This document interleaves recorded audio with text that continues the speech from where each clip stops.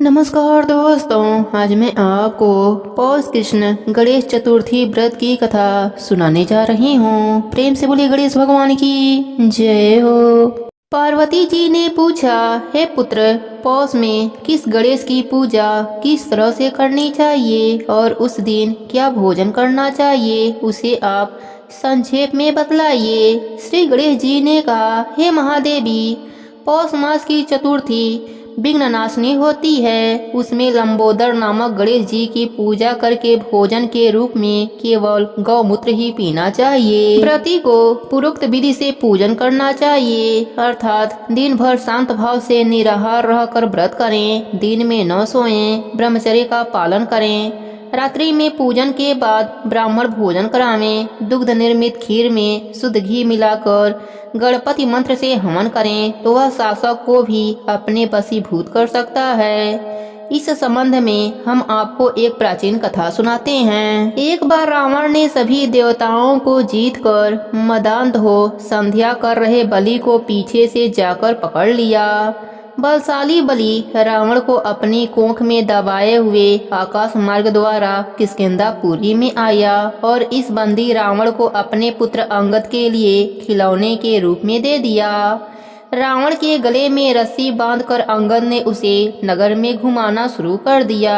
विश्व विजयी रावण की ऐसी हालत देखकर सभी नगरवासियों ने उपहास किया। जनता कहने लगी, अरे देखो तो सही, यह विश्व विजेता रावण आज राजकुमार द्वारा सड़कों पर घुमाया जा रहा है। पूर्ववासियों की बात से रावण बहुत ही लज्जित होकर ऊंचा ऊंचा सांस लेने लगा। उसका दर्प चूर हो गया। उसने अपने नाना पुलस्त्य मुनि का स्मरण किया।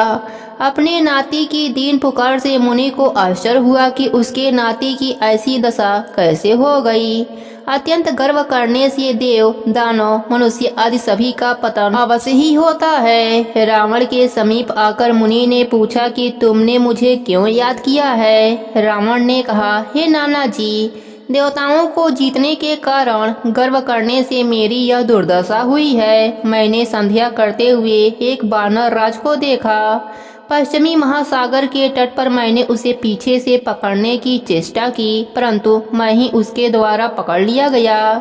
मुझे वह यहाँ लाकर गले में रस्सी लगाकर अपने लड़के को खेलने के लिए दे दिया है। इस दुर्गति को देखकर नगरवासी मेरी हंसी उड़ाते हैं। हे देव, इसी चिंता में मैं व्याकुल रहता हूँ। रस्सी में बंधे रहने के कारण मैं आसक्त हो गया हूँ। हे नाथ, अब मैं क्या करूं? मेरे जैसा आपके वंश में कोई दूसरा कुल कलंकित नहीं है। अब आप ही मेरी रक्षा कर सकते हैं। पुलस्त्य जी ने कहा, हे रावण, डरने की कोई बात नहीं है। मैं तुम्हें बंधन मुक्त करा दूंगा। यह बलि देवराज इंद्र के वीर से उत्पन्न है और पराक्रम से तुमसे बढ़कर है।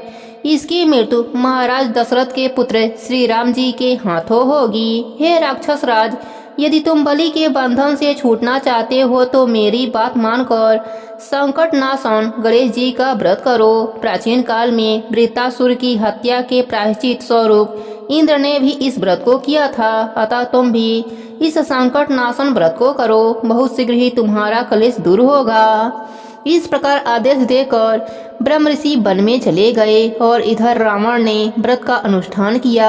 हे देवी, इस व्रत के प्रभाव से रावण तत्काल ही बंधन रहित हो गया और सुखपूर्वक अपना राज्य करने लगा।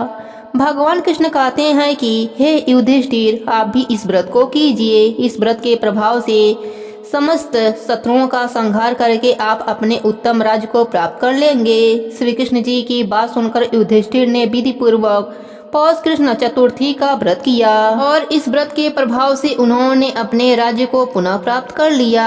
प्रेम से बोले गणेश भगवान की जय हो।